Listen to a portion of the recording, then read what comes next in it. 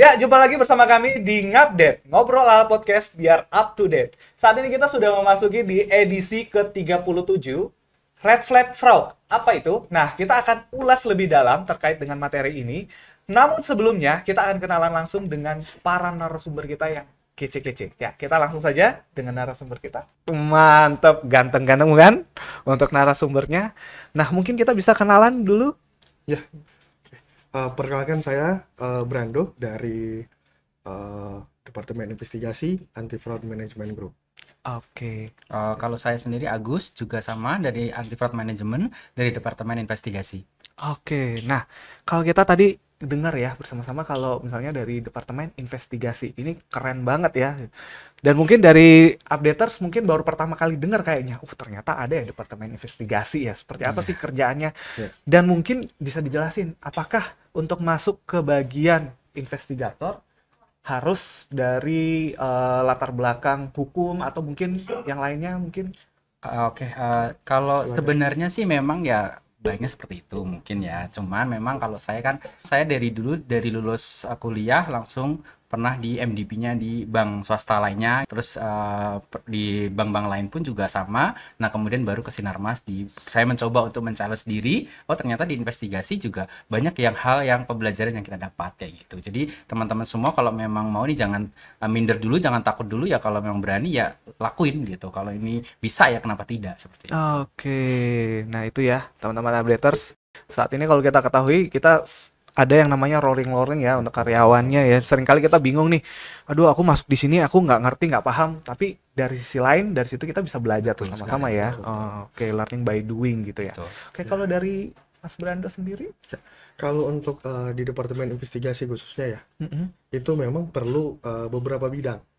Beberapa bidang, Ya, apa aja agar bermacam-macam bidang, Mas Nana. Jadi bisa membantu dalam proses investigasi kita di lapangan nanti. Seperti itu. Jadi nggak mentok-mentok harus dengan bidang hukum.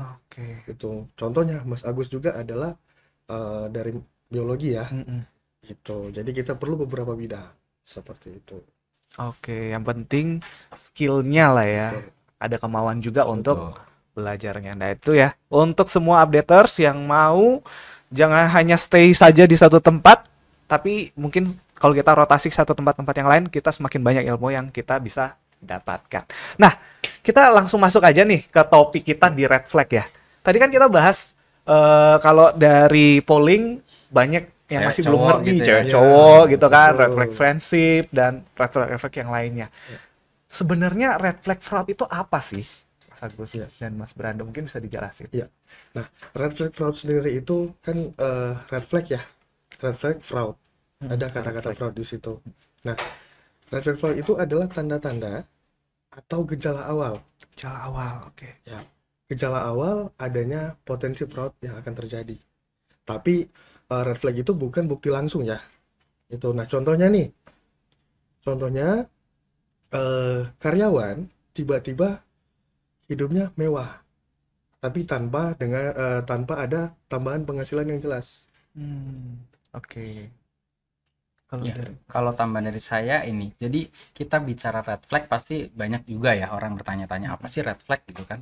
Ya rata-rata orang melihatnya red flag di dunia hal tadi ya cewek cowok gitu kan.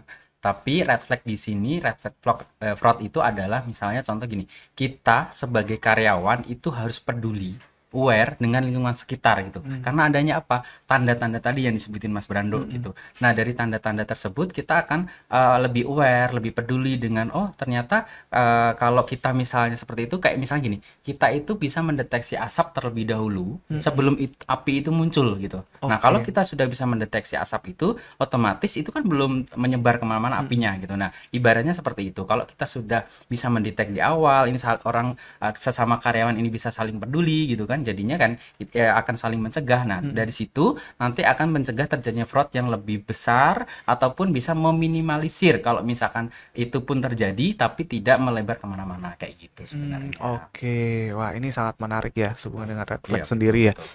Kalau saya ingat dari beberapa film atau mungkin dari beberapa pelajaran-pelajaran yang dijelaskan, misalkan pertolongan orang ketika ada di satu tempat. Memang zaman dulu itu masih belum ada yang namanya asap merah, masih menggunakan apa bendera merah ya untuk betul, membutuhkan betul, yang betul. namanya oh ini ada tanda-tanda butuh pertolongan nih. Betul. Sedangkan saat ini kita tahu asap merah, jadi dari situ kan langsung oh ada tanda-tanda nih Ya, itu di bagian tanda-tanda, sana. Jadi betul. kita harus langsung Ya. cek daerah situ ada apa nih yang terjadi. Betul, betul. Oke, nah kalau bicara soal red flag anti fraud ya, kita tahu kan ini mungkin bukan dari sisi organisasi saja, tapi juga ada dari self-centric karakteristik pribadi orang itu Betul, sendiri. betul, Mungkin bisa dijelasin untuk dari self. Ya, kalau dari self sendiri, dari diri sendiri, ini biasanya refleks itu sebenarnya teman-teman semua updaters mudah gitu kan. Maksudnya lebih cenderung kelihatan gitu. Misalnya kayak contoh nih, misalkan kita punya teman atasan ataupun kolega ataupun bawahan di supervisinya gitu. Misalnya kok ini teman-teman saya ini gaya hidupnya sekarang hedon banget ya gitu. Berubah ya gitu. Tapi tanpa ada misalnya kayak bisnis lain ataupun tanpa ada kenaikan pangkat misalnya, jadi gajinya tetap segitu gitu. Tapi kok ini kenapa jadi hedon? Nah, itu jadi salah satu tanda-tanda red flag juga gitu. Kayak misalnya kalau saat ini lagi rame itu namanya pinjol. Jadi iya teman-teman tuh ada di kanan kiri kita itu banyak yang melakukan pinjol, hutang ke sana kemari. Nah, itu juga bisa menjadi salah satu red flag. Atau ada juga yang misalnya kayak gini. Jadi setiap kali apa namanya? Terhadap kerjaan itu dia selalu protek banget gitu. Jadi jangan menganggap bahwa kalau misalkan dia terlalu ini banget pekerjaan, wah berarti dia rajin banget ya. Ya belum tentu gitu. Karena kalau kita posisi dia terlalu protek terhadap pekerjaan nih, misalkan ada teman saya mau bantu ini dong, oh jangan biar saya aja. Nah kayak gitu-gitu tuh juga bisa jadi tuh, karena orang lain tidak boleh ataupun tidak diperkenankan untuk melihat pekerjaan dia yang selama ini mungkin bisa jadi ditutupin dari teman-teman yang lain seperti itu. Atau ada juga bisa misalkan dia jarang cuti nih. Iya, jadi jarang cuti itu juga bisa menjadi tanda-tanda gitu, karena ada beberapa case kalau cuti, jadi pekerjaan itu kan akan dihandle sama orang lain tuh. Nah, di situ dia bisa terlihat atau terbuka gitu. Dan biasanya orang yang jarang cuti itu juga bisa menjadi salah satu ciri-ciri dari red flag itu sendiri. Gitu. Oke, menarik sekali ya. Berarti kita kan sering ketahui nih, kalau dari six value Sinarmas salah satunya adalah loyalitas dong. Berarti orang yang bekerja terus-menerus tanpa mengambil cuti, baik itu cuti harian ataupun block leave, itu bukan menunjukkan loyalitas. Ya, belum tentu ya. Belum tentu. Gitu. Oke, padahal tujuannya, wah saya ini pengen menunjukkan kepada Bang Sinarmas atau bank-bank atau pekerjaan saya ini supaya ini loh, aku adalah karyawan yang loyalitas, tapi ternyata nggak seperti itu ya. Kalau dari pandangan investigasi. Nggak selamanya buruk ya Mas, tapi cuman belum tentu. Jadi makanya kita butuh yang namanya kita lebih aware terhadap red flag itu tadi, tanda-tanda itu tadi. Iya, oke. Ya, makanya di kita juga ada yang namanya let's work together ya. Tuh. Jadi sekalipun kita mau menunjukkan loyalitas, setidaknya kita juga ada waktu untuk mendelegasikan. Nggak diminta-minta kalau misalkan terjadi apa-apa sama kita kan. Jadi rekan kerja kita udah tahu pekerjaan kita seperti apa, jadi mereka sudah bisa melanjutkan pekerjaannya gitu ya, tanpa mungkin ya oh ini ada si nasabah ini, ada nasabah ini, saya nggak bisa handle nih karena saya lagi sakit. Temannya langsung bisa delegasikan. Kalau kita sendiri apa-apa sendiri protek gitu ya, jatuhnya temennya nggak bisa handle kan. Seperti itu. Nggak jalan. Iya. Tadi saya mikirnya kalau kita nggak perlu ini, ini pandangannya udah positif. Ternyata nggak seperti itu ya. Wah, itu luar biasa sekali. Ini dari personal ya. Kalau dari sisi organisasi sendiri itu kira-kira seperti gimana? Nah, kalau dari sisi organisasi itu harus punya sistem kontrol yang kuat ya. Kalau tidak punya itu red flag fraud yang besar loh itu. Satu red flag yang besar. Contohnya nih, inputter dan otorisasi transaksi harus dilakukan oleh dua orang yang berbeda. Jadi harus dilakukan pemisahan fungsi dan tugas. Maker dan checker. Ya? Maker dan checker. Jangan satu orang saja yang melakukan dua tugas tersebut. Langsung itu curangannya gampang banget. Iya. Tidak ada verifikasi lagi kan? Iya, betul. Oke. Kalau tambahan saya, kalau yang dimaksud organisasi red flag itu contohnya seperti ini. Jadi jarangnya terjadi rotasi karyawan gitu. Jadi karyawan itu selalu di situ terus selama bertahun-tahun gitu. Sehingga setelah bertahun-tahun dia bisa menguasai suatu keadaan gitu. Dia tahu seluk-beluk dari kanan, kiri, depan, belakang, dia tahu nih gitu kan. Nah, dari ketahuan itu biasanya orang itu akan istilahnya akan timbul nih niat dan sebagainya, kayak ini bisa nih sepertinya nih. Nah, kayak gitu, makanya kalau bisa ya rotasi itu makanya harus dijalankan itu ya. Selain dari rotasi itu misalkan kayak atasan nih.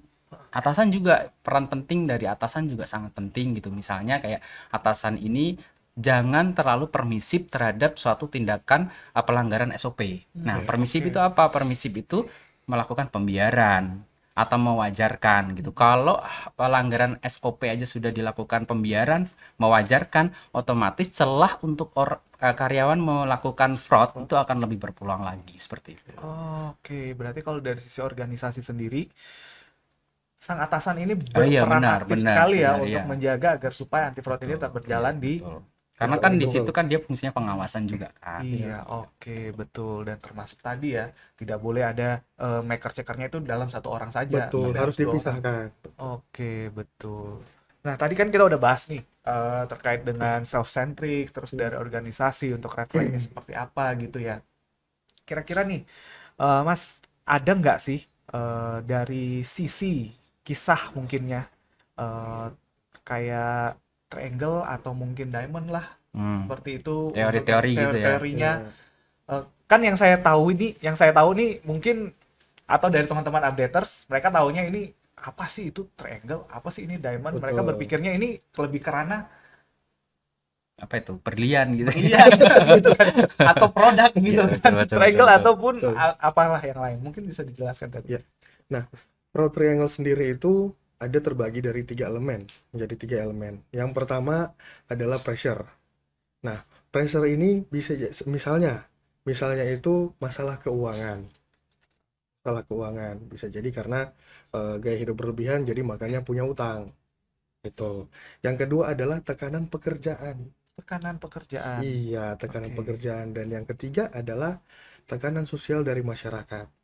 Sosial Itu. masyarakat. Nah, ada juga lagi opportunity. Kesempatan. Oh, betul, kesempatan.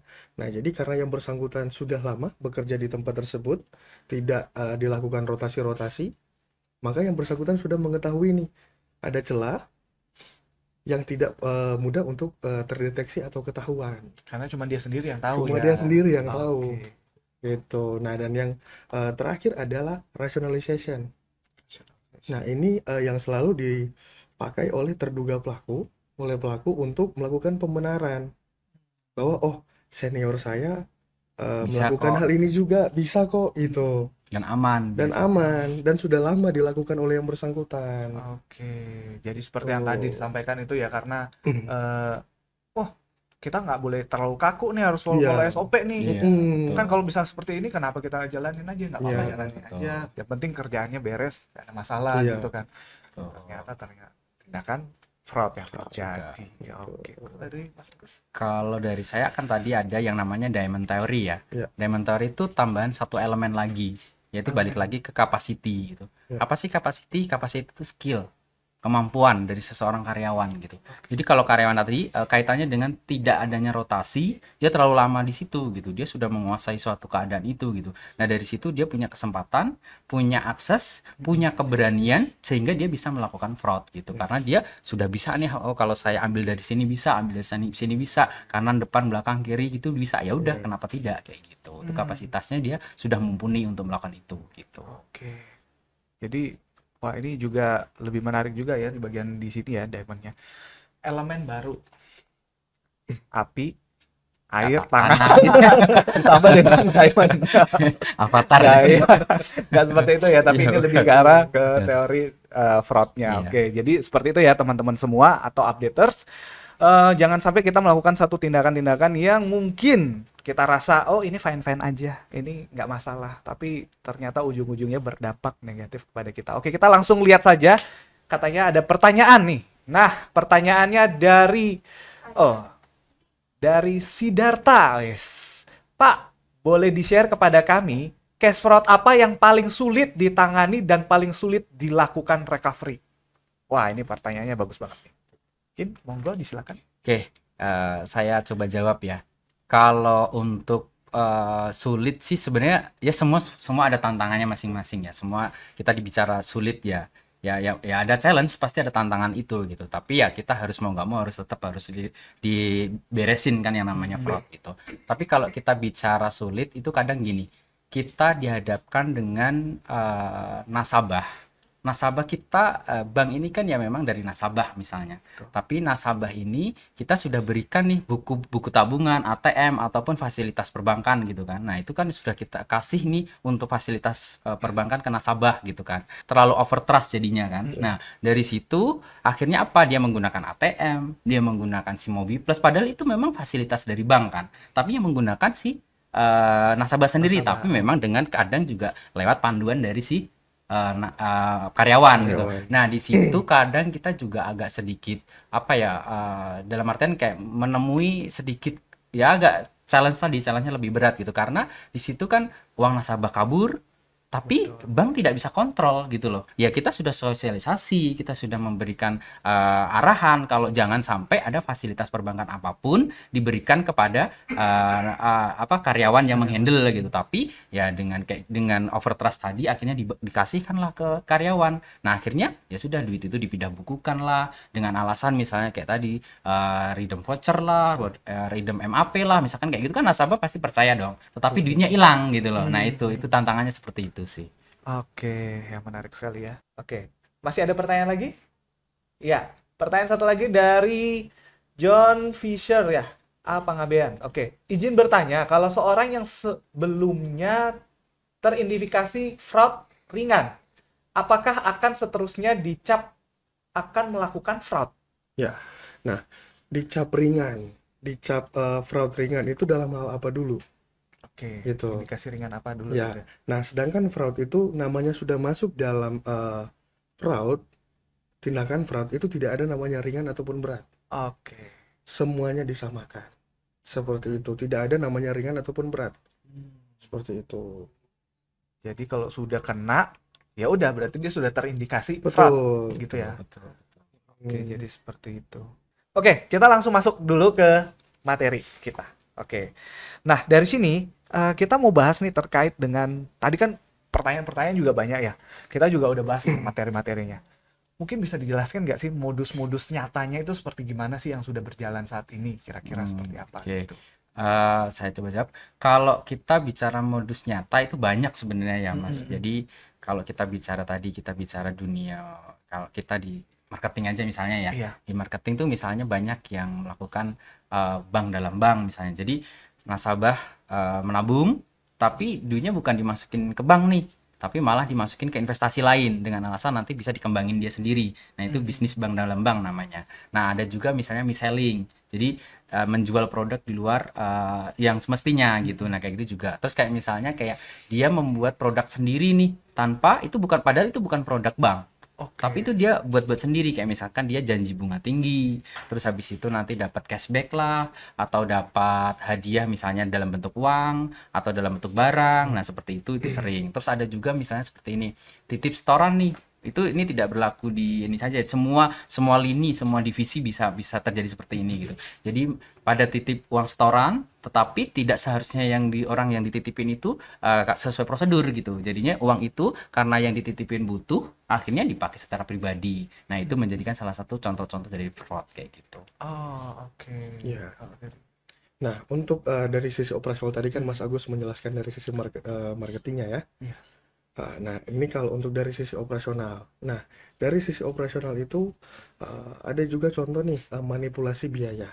Manipulasi biaya. Ya. Oke. Nah, mungkin teman-teman juga, updaters juga pernah mengalami juga ya. Mungkin.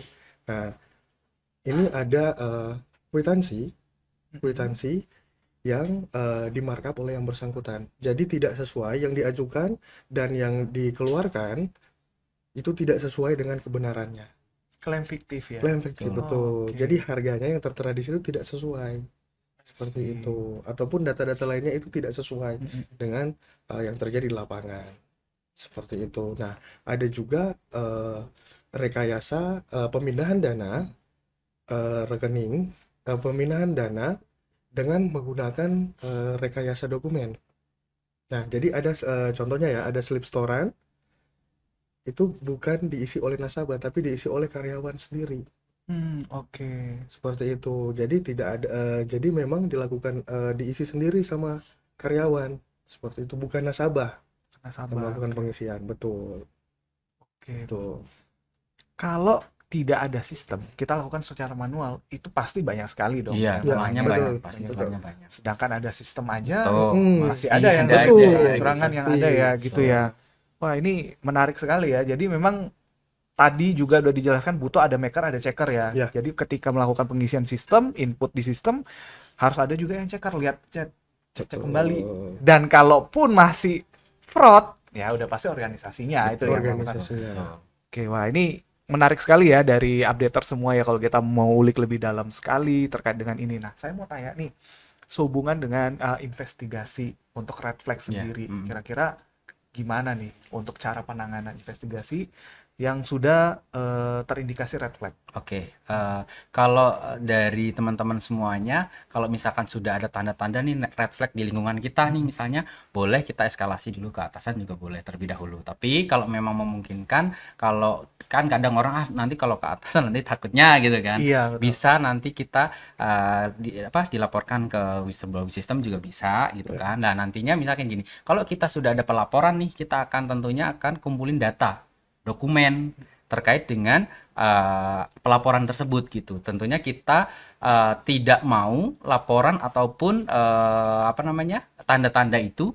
nantinya hanya opini belaka gitu loh. Betul. Jadi kita menghindari itu. Ada beberapa kita menangani gini. Ada orang yang lapor, tetapi ternyata pas lapor itu setelah kita mintakan data dan sebagainya, dia tidak bisa memberikan data itu gitu. Karena kita akan balik lagi misalnya ya, kita memberikan misalkan laporan kronologis awal gitu. Laporan kronologis awal itu ya minimal di 5W+1H umum lah minimal itu kan.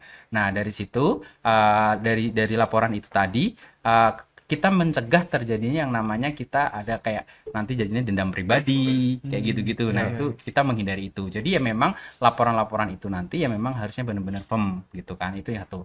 Terus kalau misalkan dokumen data dirasa sudah lengkap, nanti kita akan melakukan investigasi. Nah, setelah selesai investigasi, kita akan bawa ke manajemen untuk laporan hasil investigasinya, seperti itu. Nah, setelah investigasi itu sudah selesai, nah itu kan tadi yang disampaikan Mas Agus, kita akan sampaikan ke manajemen. Nah, itu berupa komite. Nah, komitenya bernama Komite Anti Fraud. Nah, jadi setelah ada hasil investigasi, kemudian ada putusan juga dari Komite Anti Fraud. Oke. Seperti itu. Nah, itu untuk sanksinya bisa berujung ke dua jalur. Yang pertama ada pemutusan hubungan kerja ataupun akan dilakukan pelaporan ke kepolisian yang melalui berbagai pertimbangan tentunya. Seperti itu. Nah, ini menarik ya, tadi dari Mas Agus dan juga Mas Brando udah jelasin dari proses investigasinya. Kan ketika kita sudah langsung, misalkan saya nih sudah terindikasi red flag. Oh, si Nail nih udah terindikasi red flag nih.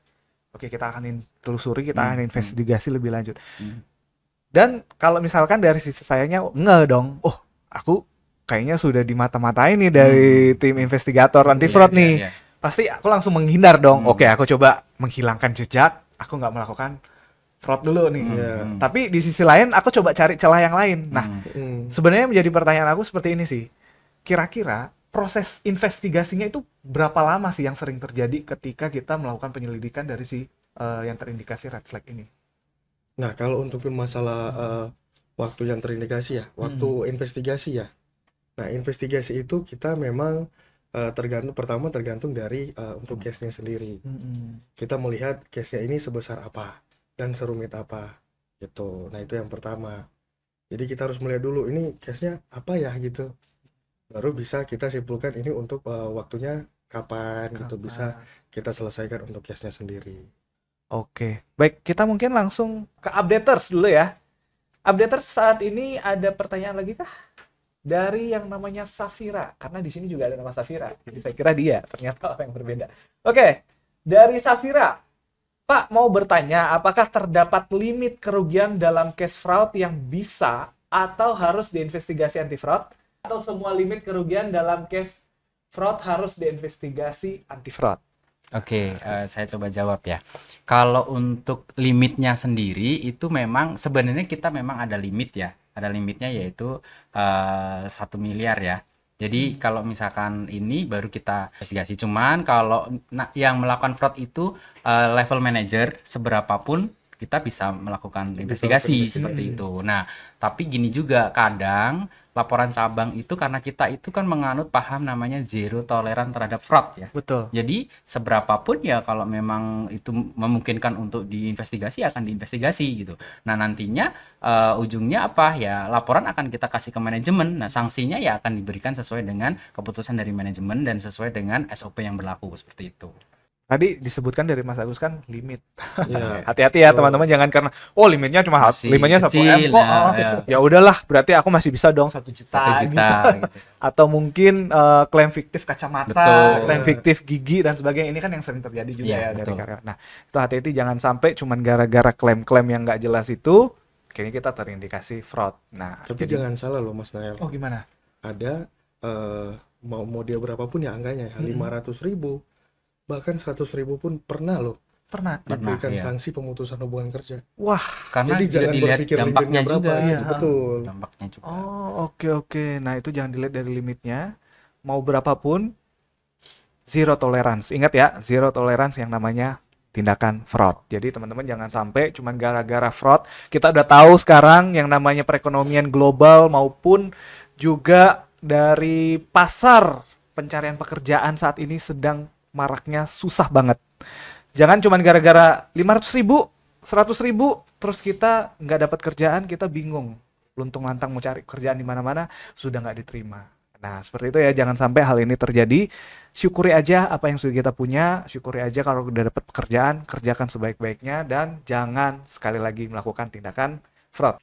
Nah, tadi kita udah bahas sampai di investigasinya seperti bagaimana, terus kita udah lihat dari red flag-nya. Nah, tadi kan sering nih dibahas nih, nanti dapat sanksi. Nah, sanksinya itu gimana sih? Wah, aku penasaran. Biasanya langsung datang polisi kah atau gimana? Terus biasanya orang itu kan ditunggu-tunggu kan sanksinya gitu kan. Iya. Apa sih sanksinya nanti gitu. Ya sanksinya kalau kita selesai melakukan investigasi ya kan kita buat yang namanya LHI. LHI itu laporan hasil investigasi. Jadi nanti boleh LHI-nya gimana tuh, udah mulai dibuat apa belum gitu. Biasanya pertanyaan seperti itu kan. Nah, LHI itu laporan hasil investigasi, nantinya kita akan bawa ke yang namanya Komite Anti Fraud. Nah, Komite Anti Fraud itu nanti dia akan memutuskan gitu, apa sih sanksi yang diberikan gitu. Sanksi itu ya bisa berupa surat tadi, ringan ya teguran tertulis, atau surat peringatan, atau surat PHK mungkin, atau mungkin juga bisa demosi ataupun ke kepolisian kalau memang memungkinkan gitu. Karena ya tadi kita zero toleran gitu. Kalau adanya di atas ada limit yang dirasa rugi, ya itu nanti akan ada keputusan tersendiri gitu. Jadi kita kalau masalah sanksi pasti ada sanksinya tersendiri, yaitu lahir dari manajemen Komite Anti Fraud seperti itu. Kalau dari 19 sendiri? Nah, itu tadi yang saya sampaikan tadi. Jadi buat teman-teman updaters juga, jangan berpikir untuk limitnya itu harus minimal berapa gitu. Jadi tanpa 500.000 pun ataupun berapapun angkanya tetap akan diberikan sanksi seperti itu. Jadi harus bekerja dan melakukan tindakan itu hati-hati. Nah, jadi kita perlu waspada dalam setiap tindakan perilaku kita ketika kita dikasih kepercayaan, apalagi berhubungan langsung dengan nasabah ya. Gitu. Nah, ini kita harus jangan sampai ya nasabah yang tadinya percaya sama kita tiba-tiba sudah tidak percaya lagi. Nah, ini sangat bahaya sekali sih memang tentunya ya. Oke, baik teman-teman, apakah masih ada pertanyaan lagi? Oke, sepertinya tidak ada. Kalau begitu kita akan saksikan dulu untuk iklan yang satu ini.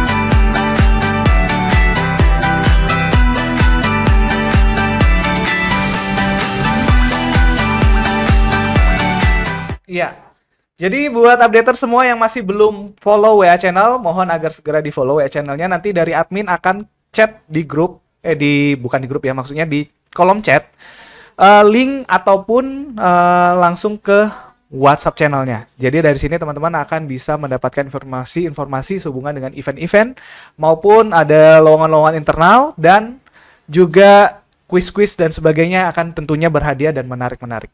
Oke, kita langsung masuk lagi ke pertanyaan selanjutnya. Ini ada pertanyaan dari Sarah Amelia. Oke. Pak, mau tanya, apabila ada nasabah mengalami kerugian akibat fraud karyawan Bank Sinarmas, apakah kerugian tersebut akan diganti oleh bank atau tidak? Nah, ini bicara kerugian ya. Kerugian, Ya. oke. Nah, balik lagi dari hasil investigasi. Apabila memang hasil investigasi itu tidak ada kelainan dari pihak bank, maka kita tidak akan melakukan penggantian. Itu balik lagi. Makanya itu kita tetap akan melihat lagi apakah ada kelalaian dari pihak bank, seperti itu. Oh, oke. Ya tambahnya tadi ya, misalkan kalau itu kan kebetulan ini yang ditanyakan adalah nasabah kalau rugi Iya, gitu kan ya. nasabah. Nah balik lagi, kita sebagai tim investigasi kan ya pasti akan menginvestigasi modusnya seperti apa, caranya seperti apa sih kok ini bisa sampai terjadi gitu kan.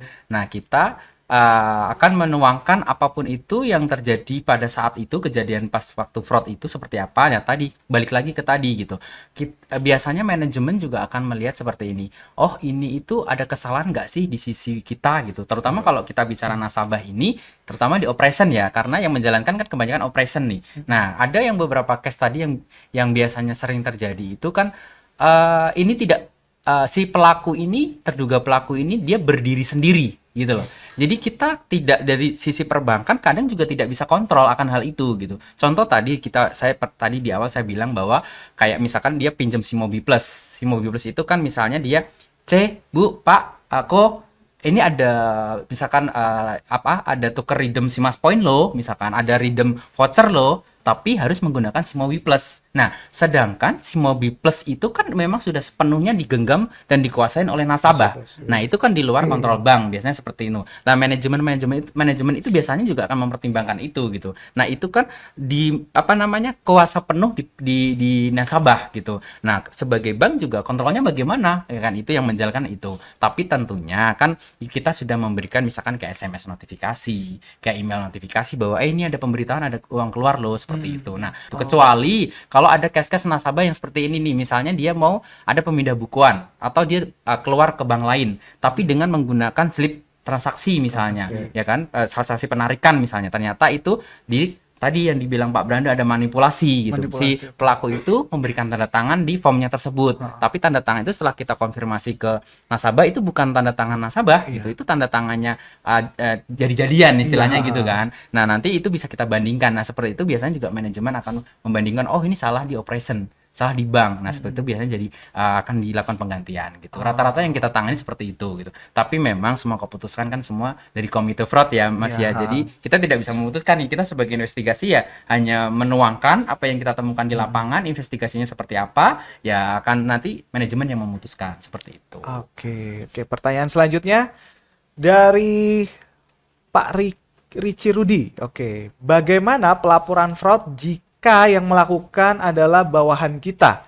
Jika kita melapor namun ditakutkan kita bisa dikenakan sanksi terutama akan pengawasan bawahan. Jika tidak melapor juga tentu dianggap pembiaran. Nah, gimana? Nih, Pak Ricci Rudi ya Pak ya. Ya udah pernah sering ini nih. sering ikan makan ya. Jadi memang dalam kondisi yang bimbang ya Pak Ricci ya. Nah, tapi tetap harus dilakukan pelaporan. Karena kalau tidak ya Pak Ricci sudah menyebutkan juga ada nanti dianggap pembiaran. Jadi tetap harus dilakukan pelaporan. Seperti apapun konsekuensinya, tetap harus dilakukan pelaporan agar tidak terjadi tindakan atau kecurangan yang lainnya. Seperti itu. Iya, apakah sudah terjawab Pak Rici Rudi? Iya, tapi tambahan tentunya ya Pak ya, maksudnya Iya. untuk Pak Rici tentunya kalau kita bicara tadi Pak Rici mengatakan bahwa pengawasan dan sebagainya gitu, kita tentunya akan benturkan lagi dengan yang namanya SOP yang ada di kita gitu kan.